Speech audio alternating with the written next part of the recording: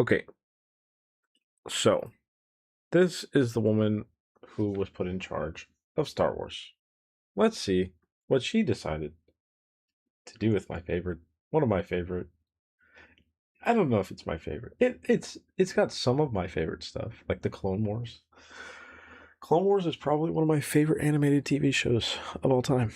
Let's see what they do with it. Kathleen Kennedy. Hold on. Kathleen Kennedy. If ever there was a name synonymous with the destruction of pop culture franchises, the humiliation of beloved legacy characters, creative mismanagement, missed opportunities, and the unwelcome injection of the message into modern entertainment, it's this one woman. Yeah, other people have arguably committed worse crimes against cinema, but Kennedy did it first and did it biggest. And now that she's finally, officially, definitively stepped down as president of Lucasfilm, to the relief of literally dozens of Star Wars fans that are still invested, and beginning her extended walk into the wilderness of retirement, it seems like the right time to make what I hope will be my last ever video on this subject. Because okay, so at least she's out of being in charge and being the president. But this guy's good. I like him. He's funny. I don't think I've ever watched one of his videos before. The internet drinker, I think is what his name was. Because if anyone deserves a crash and burn, it's her. Not so much because she nuked her own career and torched her own legacy. We'll get to that in due course, though. Yes. But because she managed to burn down literally everything around her, leaving a trail of devastated IPs in her wake, while somehow holding on to power as head of one of the biggest studios in the business. Perhaps the great... You know, that's actually pretty impressive.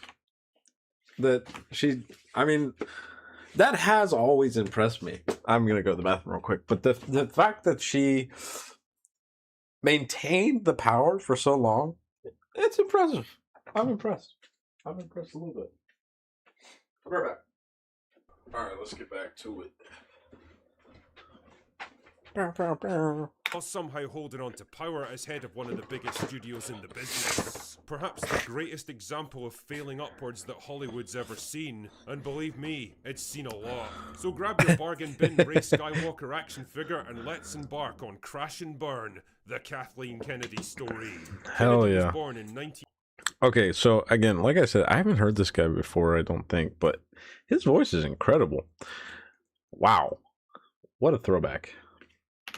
On Crash and Burn, the Kathleen Kennedy story. Kennedy was born in 1953 in Berkeley, California, one of 3 daughters of Donald Kennedy, a judge, and Dionne Marie, a part-time theater actress. After majoring in telecommunications and film studies at university, she soon found work at a local TV station in San Diego as a camera operator, floor manager, and eventually a production coordinator. It was clear, though, that if she wanted to progress in the business, she'd have to move to LA, which she did in 1978, and soon landed her first job as a production assistant to John Milius, who at the time was overseeing Steven Spielberg's troubled comedy movie 1941. Basically, her job was to take notes, run errands, and make coffee. 3 things that she was spectacularly bad at. I remember Kathy came into the room with her steno pad and her pencil, and she was horrible at taking notes, and she was terrible at, she didn't really know how to do it very well.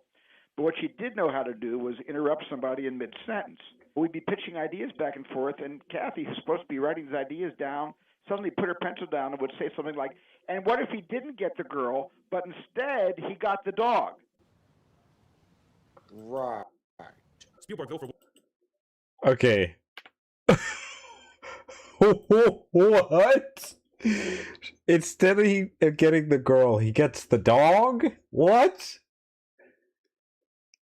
Okay, but also, if she's bad at getting coffee and she's bad at taking notes, why is she here? Why did they get her involved?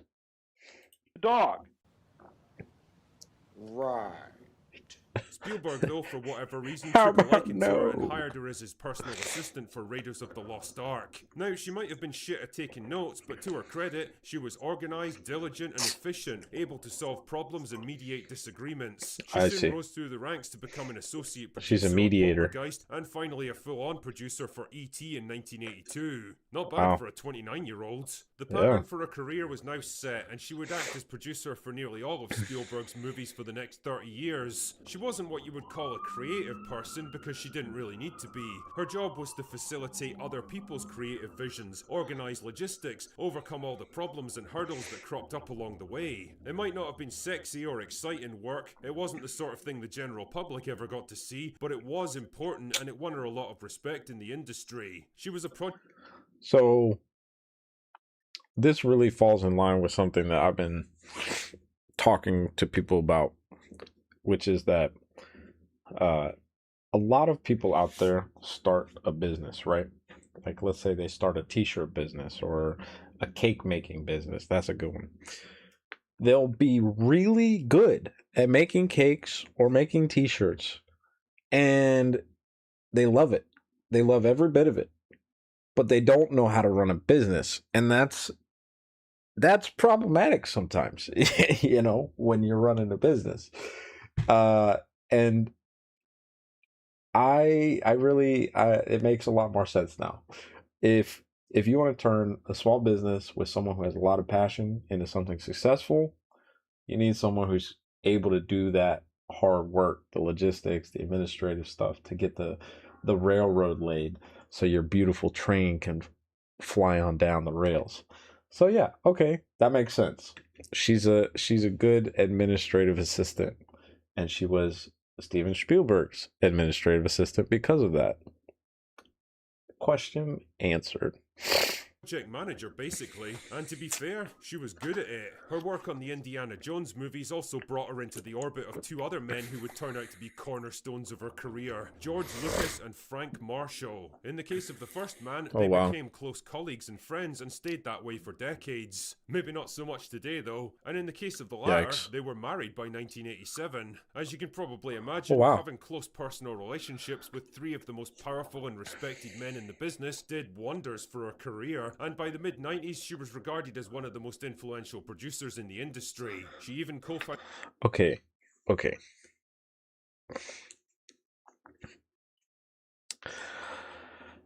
This lady has injected a huge amount of equality and feminine whatever.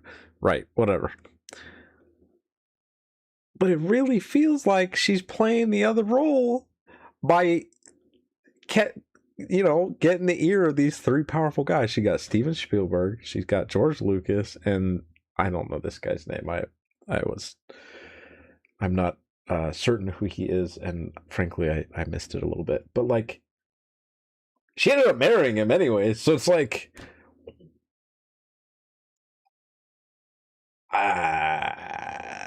Amblin Entertainment with Spielberg and the Kennedy Marshall production company with her husbands. All good stuff. And if she'd continued on this course of producing and overseeing individual movies, she probably would have had a stellar career and retired as the single most successful female producer ever. As it turned out though, fate had other plans for Kathleen Kennedy. Remember George Lucas that she'd befriended back in the 1980s? Well, by 2012 he was getting old and burned out after making the Star Wars prequels and Kingdom of the Crystal Skull. Disney were offering to buy up Lucasfilm from him, and he was very much tempted by the offer, but what he really needed was a safe pair of hands to leave the company in. And from his point of view, Kennedy seemed like the perfect choice. He knew her personally, he trusted her, and when it came to experience, there was nobody who could rival her. So in late 2012, the deal was done. There it Disney is. bought over Lucasfilm, and Kathleen Kennedy was installed as president of the company.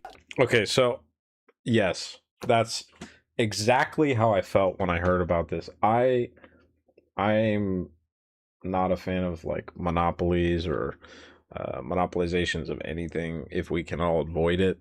And I know this isn't a monopoly, whatever, but holy crap, I was disappointed that George sold. Like, I get it, he's getting old, but like, man. Oh. Let's see how I felt. A move that few people took issue with at the time. That, however, would soon change. Things started out well at least. J.J. Abrams, arguably the safest pair of hands in the business at the time, delivered a massive box office hit with The Force Awakens, the first movie in a new Star Wars trilogy. Yeah, it was just a glorified Okay, again, yes, what he just said. I'm sorry to pause so much, but like, literally, this movie was such a letdown, in my opinion. It was super Death Star. It was, ooh, look at my lightsaber with the stupid freaking hilt design. Like, how is that at all safe? Or I don't even know. I don't have answers, or I don't even know if I want to ask questions. And they killed Han Solo. I just,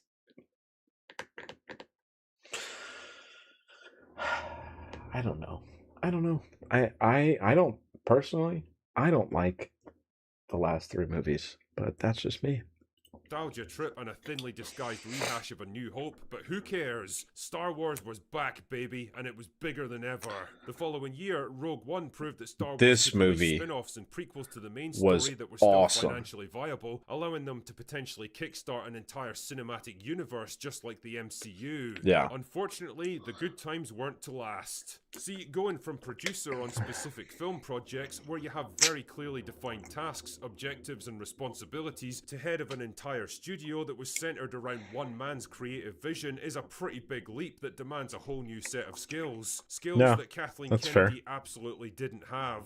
What she needed was a strong creative vision for where she wanted to take the franchise and how she was going to get it there. She needed to plan and map out release schedules for multiple films with directors and writers that were actually suited to the projects in hand. She needed to keep people on track, monitor progress, and juggle multiple projects at the same time. She needed to be a leader now, not a facilitator. And this is where it all started to go wrong. Kennedy had hired up-and-coming director Rian Johnson to write and direct The Last Jedi, the second movie in the sequel trilogy. Unlike JJ though, who was all about nostalgia and fan service, Rian was determined to shake things up and subvert fan expectations, not live up to them. And boy did he ever, throwing out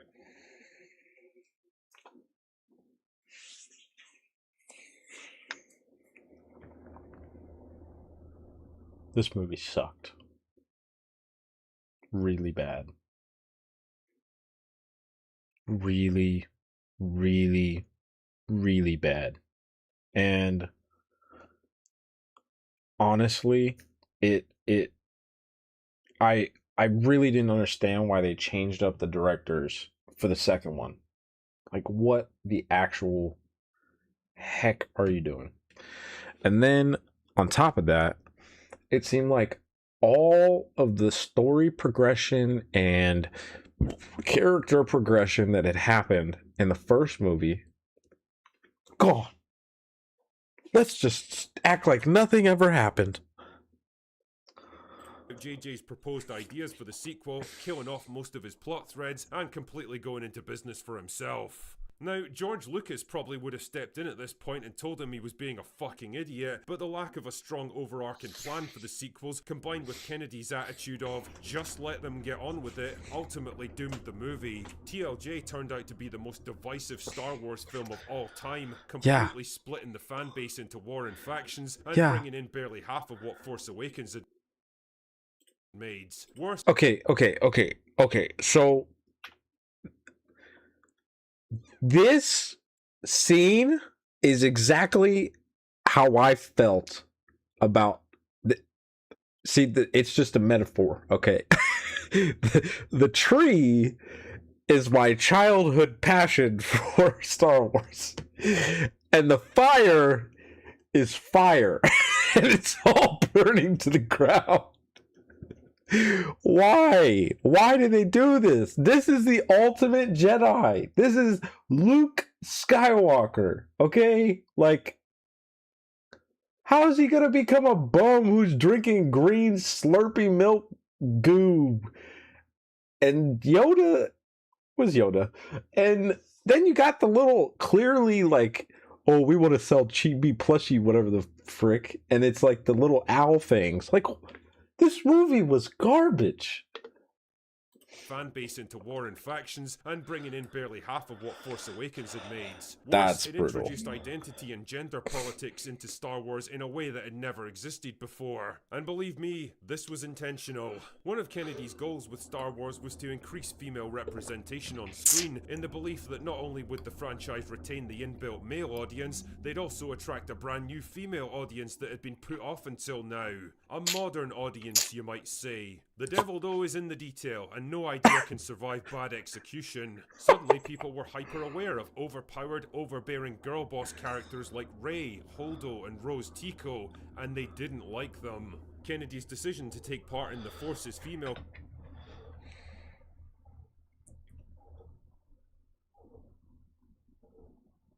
I know I'm a grown man.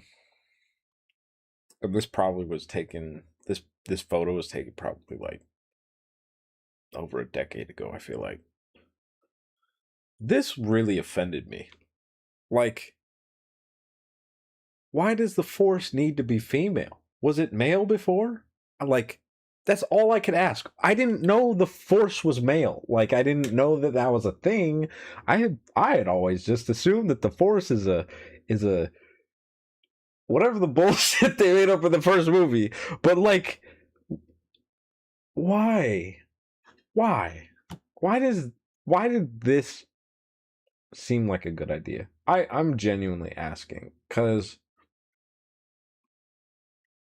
I don't see how this does anything but just put a divide between men and women, and it empowers women or makes women brought into the equation, and it seems like it's clearly trying to cut men out of the equation.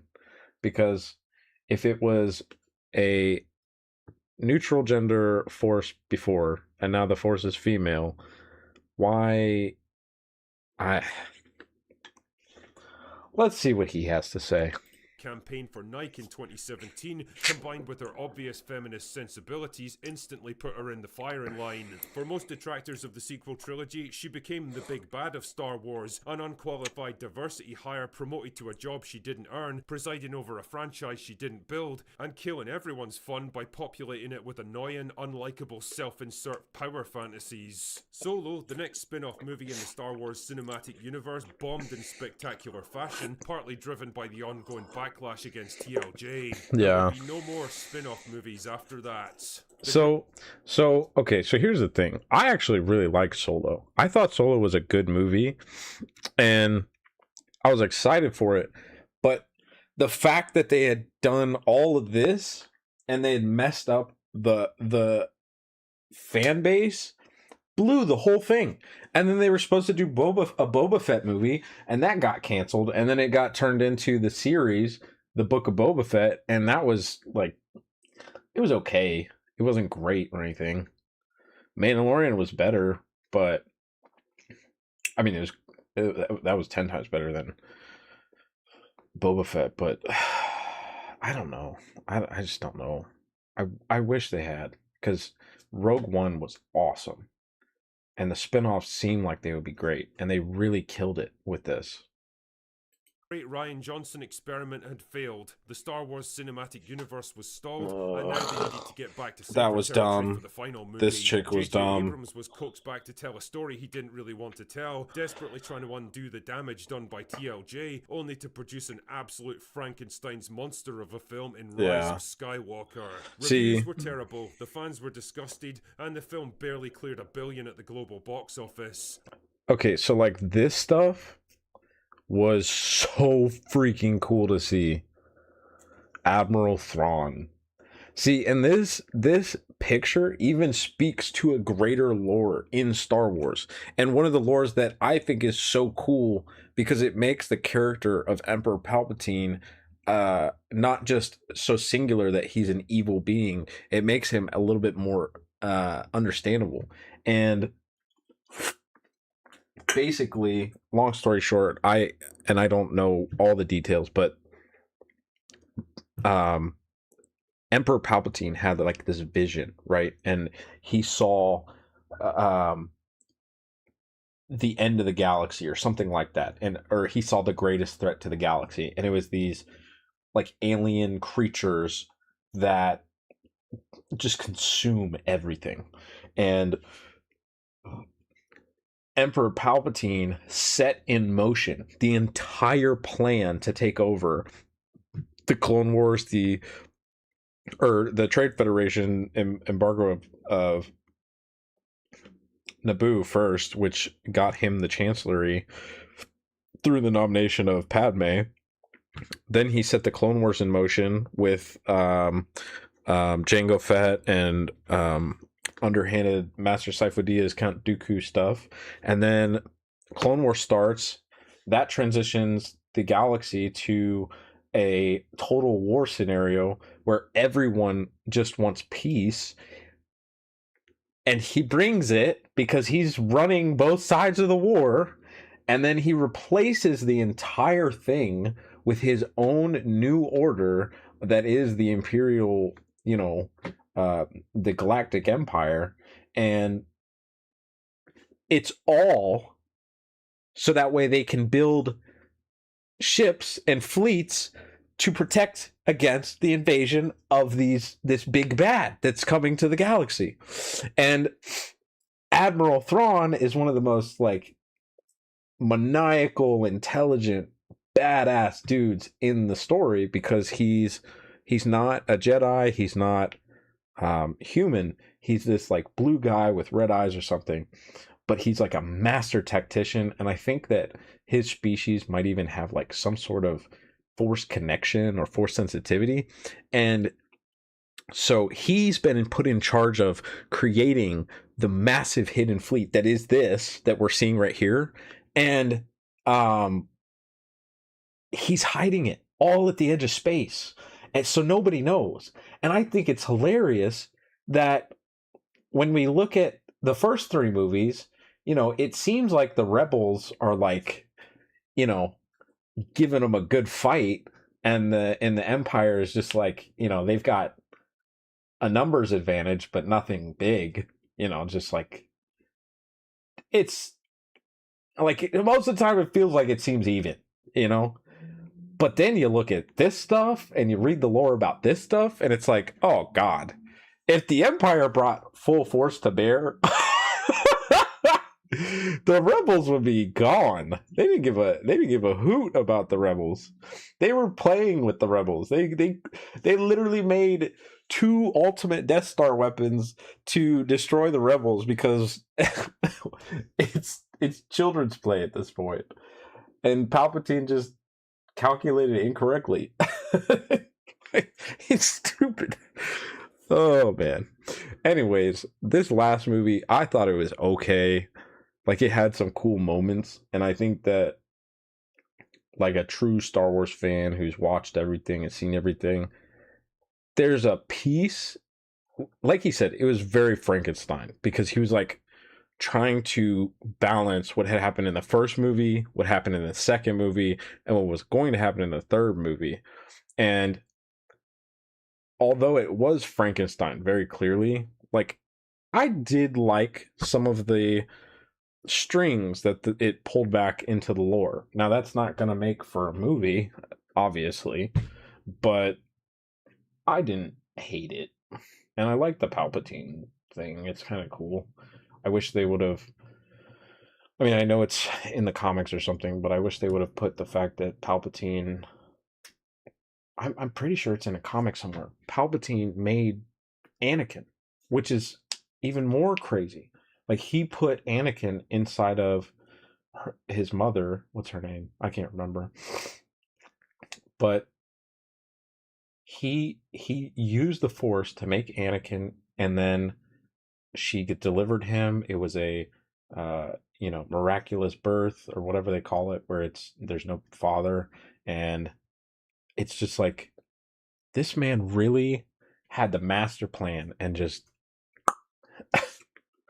A far cry from and he had a resurrection plan, which came to fruition in this movie, which is again just so cool. There's so many cool stories and stuff surrounding Palpatine. He has so many backup plans if he died and stuff like this, and I love it. All right, I'm gonna shut up. I can talk forever. Let's finish this up. Were disgusted, and the film barely cleared $1 billion at the global box office, a far cry from the success of The Force Awakens. With the movie business in tatters, Kennedy and Lucasfilm retreated to TV, where they scored a surprise hit with The Mandalorian, mostly because it had Jon Favreau at the helm. The success wasn't to last. Jon Favreau is a game changer for this. Obi-Wan Kenobi failed to capitalize on the success. Lucasfilm by this point was rapidly descending into... You know, there was...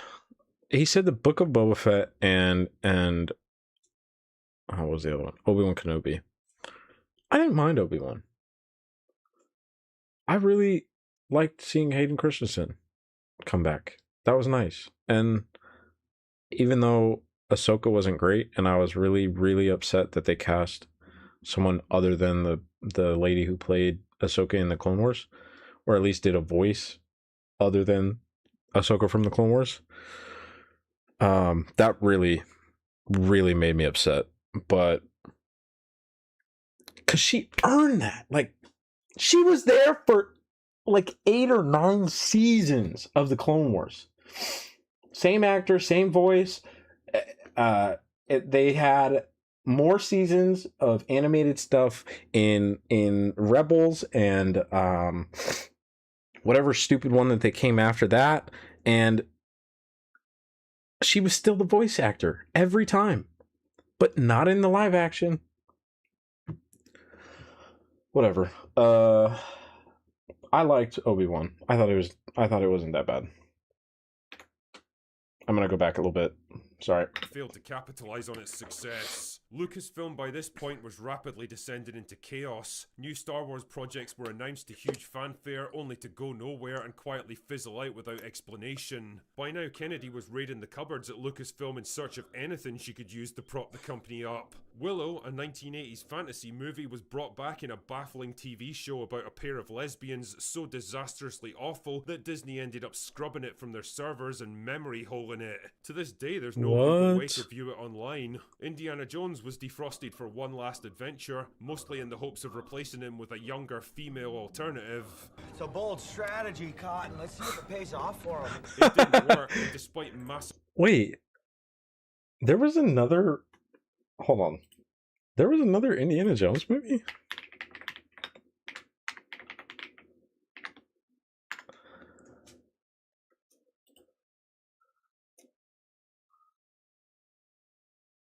The Dial of Destiny. Well,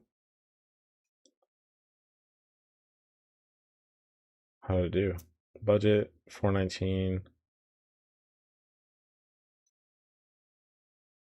Ooh. Ooh. That's not great. Yikes. Massively expensive reshoots to try to fix it, the movie flopped at the box office. The biggest humiliation for Kennedy was yet to come, though. The Acolyte, a show that will live in Star Wars infamy as long as Hollywood exists. A pair of strong, diverse female leads, lesbian space witches, weak men getting humiliated. It was all there, and it was all terrible. And in a way, it represents the... I'm pretty sure this is the guy, maybe it's not, but one of the actors in this, I'm pretty sure, is one of the guys in Everything Everywhere All at Once, or it was Squid Games. Either way, he's a really good actor, and I really like him. But the fact that he got casted in this TV series sucks. Additionally, it sucks that American media companies don't even do the research to understand that some of these Asian actors who have come over from like Squid Games and some of these other K-dramas that are like really successful, they do no research, they do no background, and they act like they ask questions like these people are famous for the first time. And it's like, no, I've been in film for a decade or more. Like, that is so messed up. And then he gets thrown into this, and this is a piece of crap. And I've never watched it. I shouldn't say anything because I haven't watched it. But the second I heard, I watched the trailer, and I honestly, that alone was like, no, they're bastardizing the franchise. They're rewriting it to do what they want. It has nothing to do with Star Wars. This is not a Star Wars TV show. I also say that the last 3 movies are not a Star Wars movie series. It's a spin-off for a different universe or whatever, because that's not Star Wars. The final form of Kennedy's vision for Star Wars, and it was utterly eviscerated by everyone. Him. The backlash was so bad that even Disney had to step in and promise not to make any more. Now, if you're spotting a theme here of Kennedy resurrecting old IPs and using them as a launchpad for diverse new girl boss replacements, then believe me, you're not alone. Put a chick in it, make her gay! She'd gambled some of the biggest franchises in Hollywood history on the modern audience, and wow, did she lose big. To paraphrase Chris Gore, she took boy brands that everyone could enjoy and turned them into girl brands that nobody enjoyed. Men felt excluded and disrespected, and women felt patronised and pandered to. The modern audience had failed to show up, and the existing audience was abandoning ship. Kennedy's greatest gamble had failed, and inevitably it all finally caught up with her. Yeah. For years there had been rumours of her retirement, false starts and conspiracy theories, but one thing was obvious: Kennedy wasn't going anywhere until she was damn well good and ready. And on January 15th, the day finally came. Kathleen Kennedy was stepping down as president of Lucasfilm.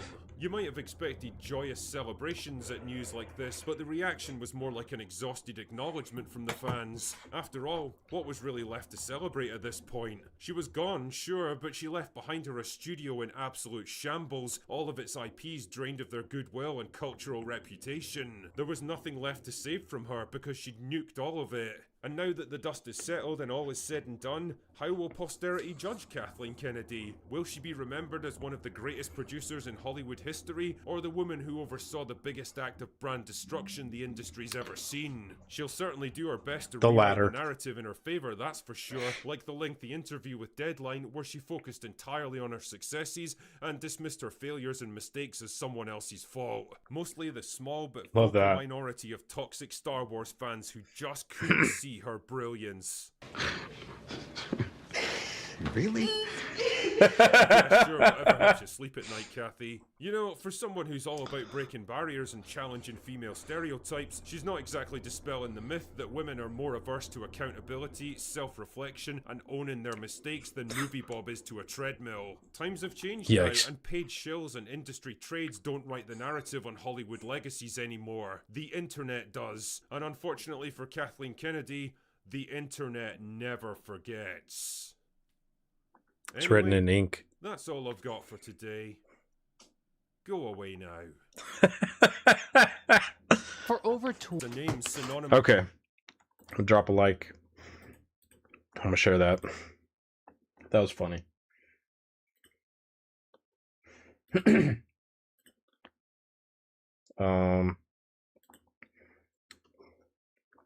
Wow. Wow. Critical Drinker is hilarious.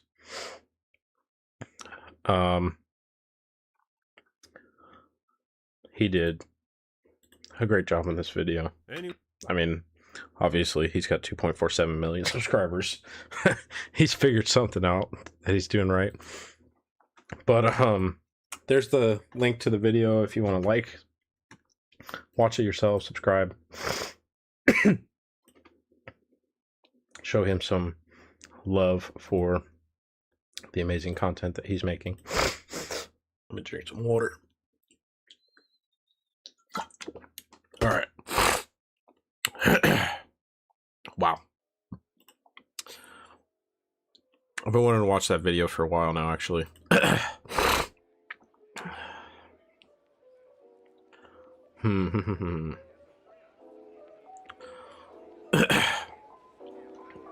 Let's see. I think we stretched that for like 40 minutes.